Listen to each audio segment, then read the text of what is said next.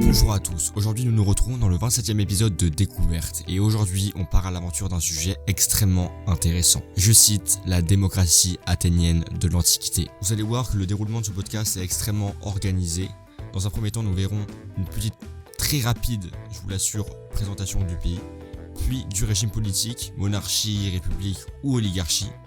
Je vais vous citer quelques personnages acteurs de la démocratie et là un autre intervenant va venir nous parler du rôle des médias et des opposants et de la pluralité politique, mais aussi du déroulement des élections. Et enfin, on va aussi parler des formes d'engagement pour le droit des femmes, les LGBT+, pour la liberté d'expression, d'information, le racisme ou l'antisémitisme.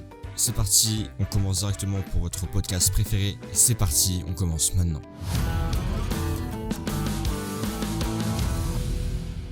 Il faut savoir que la ville d'Athènes dans l'Antiquité était considérée comme le centre culturel et politique de la Grèce antique. Elle était connue pour son acropole qui abritait de nombreux monuments importants tels que le Parthénon et l'Erkéthéon. C'est un peu compliqué à prononcer. Athènes était également le siège de la démocratie grecque avec l'assemblée du peuple et le tribunal de la ville. La ville était entourée de murailles pour se protéger des invasions ennemies. Les citoyens athéniens étaient des personnes libres qui participaient activement à la vie politique de la cité. La culture grecque antique était riche en littérature, mais aussi philosophie, mathématiques, sciences et arts. Les dieux de la mythologie grecque étaient également une partie importante de la vie religieuse et culturelle des habitants. La démocratie athénienne était un système politique participatif dans lequel les citoyens, qui étaient aussi des hommes libres, pouvaient participer aux décisions politiques. On peut retrouver l'Assemblée populaire où les citoyens se réunissaient régulièrement pour voter sur les lois et les décisions politiques. La citoyenneté aussi limitée, seuls les hommes libres nés à Athènes étaient considérés comme des citoyens. Donc ça, le droit des femmes n'existait pas trop à l'époque, c'est vrai.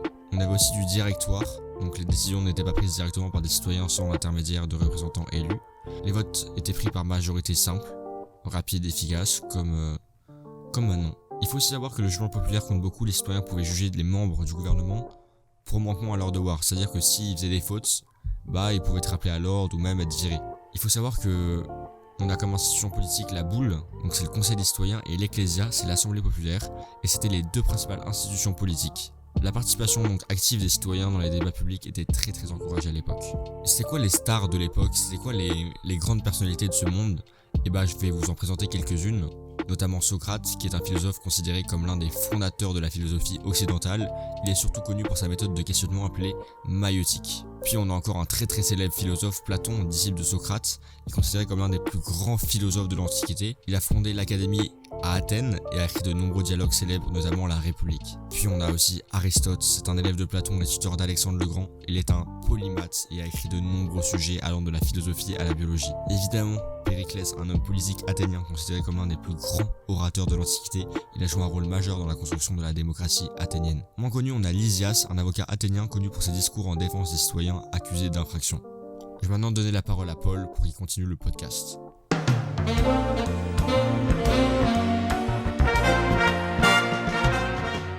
En ce qui concerne les médias, au temps de la cité d'Athènes, il n'existait pas par un manque de moyens technologiques évidents des chaînes de télé ou des journaux ou des médias comme des postes de radio pour communiquer les informations politiques à tous les citoyens.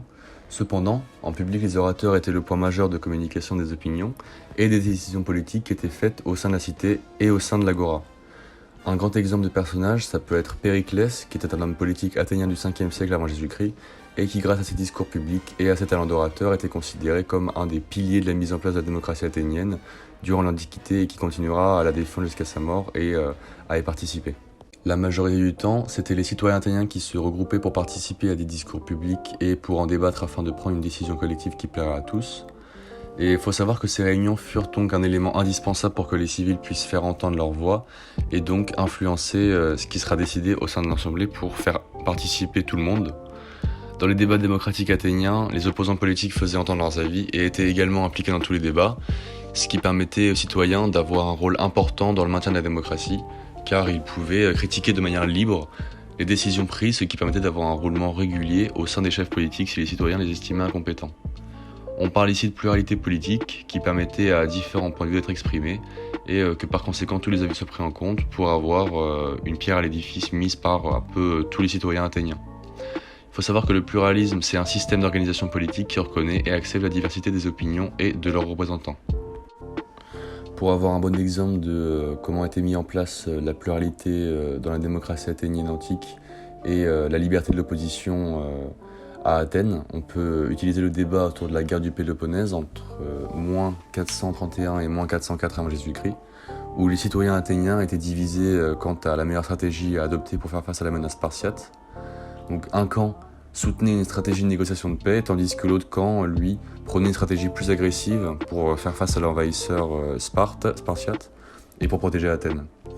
Donc les deux points de vue ont été largement débattus et pris en compte dans la décision politique finale. Et comme l'illustre la pluralité politique, les politiques publiques ont finalement été influencées par les deux points de vue exprimés, ce qui a reflété donc une bonne démocratie et ce pluralisme politique dans la société.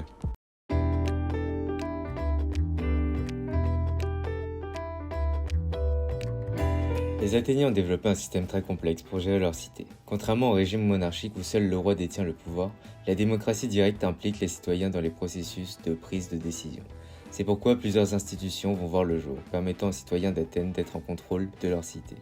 Voici les principales institutions présentes à Athènes au 5e siècle avant Jésus-Christ. L'Ecclésia, qui est l'assemblée du peuple, mais également la principale institution où tous les citoyens peuvent y participer, en se réunissant 3 ou 4 fois par mois sur la colline de Apnix, près de l'Acropole.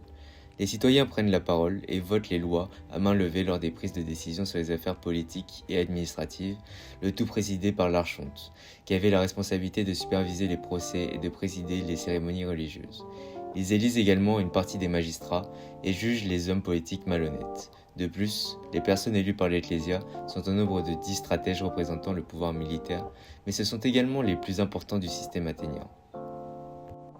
Puis, on retrouve comme institution le Conseil des 500, autrement appelé Boulé, qui siège sur l'Agora, examine les propositions de loi, les prépare et donne son accord pour leur vote lors des prochaines assemblées de l'Ecclésia.